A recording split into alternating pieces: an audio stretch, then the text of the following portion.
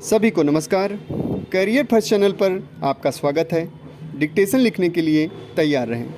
Ready start.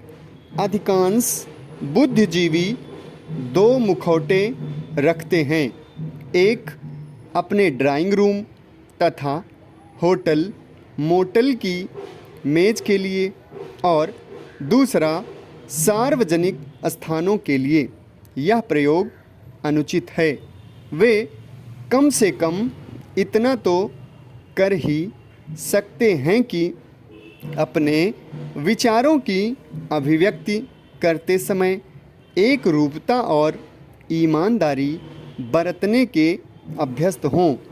बुद्धिजीवी अत्यधिक सुविधावादी होने के मोह को त्याग कर अभिव्यक्ति की ईमानदारी के महत्व को समझ सकें तो हमारे देश का भविष्य बहुत कुछ निरापद बन जाए और समाज के अर्ध सभ्य वर्ग को सही दिशा निर्देश संभव हो जाए। सच्चा बुद्धिजीवी वही हो सकता है जो बुद्धि विवेक सम्मत बात कहे और काम करे तथा सत्य का उद्घाटन एवं उद्घोष पूरी निर्भीकता के साथ करें तथा सत्यान्वेषण के नाम पर पद को महत्वहीन समझे। कथनी और करनी के मध्य सामंजस्य बुद्धिजीवी का आवश्यक लक्षण है।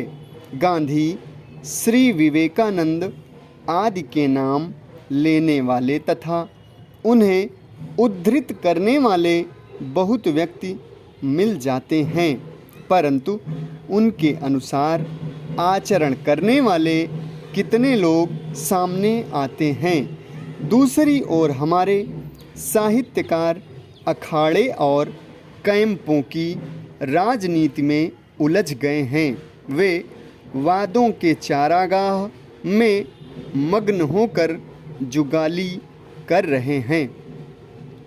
इसमें कोई भी संदेह नहीं है कि आज बुद्धिजीवी वर्ग की स्थिति विवशतापूर्ण, संघर्षपूर्ण और कहीं कहीं निंदनीय मोड़ों से गुजरने वाली बन गई है।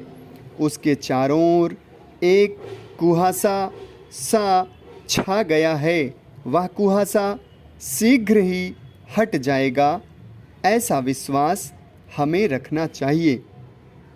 इतिहास इस तथ्य को कभी अनदेखा नहीं कर पाएगा कि सामाजिक संक्रांति के इस युग की सबसे बड़ी त्रासदी बुरे लोगों का चीत्कार नहीं अपितु भले लोगों की चुप्पी रही है।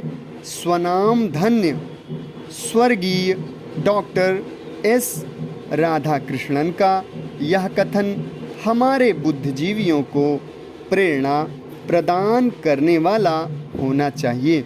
यह संसार वैज्ञानिक आविष्कारों द्वारा नहीं बल्कि मूल्यवान विचारों द्वारा चलता है। बुद्धिजीवी वर्ग समाज की रीढ़ होता है। समस्त कलाकृतियों की रचना तथा वैज्ञानिक अनुसंधान उसी के हाथों संभव हुए हैं और आगे भी होते रहेंगे।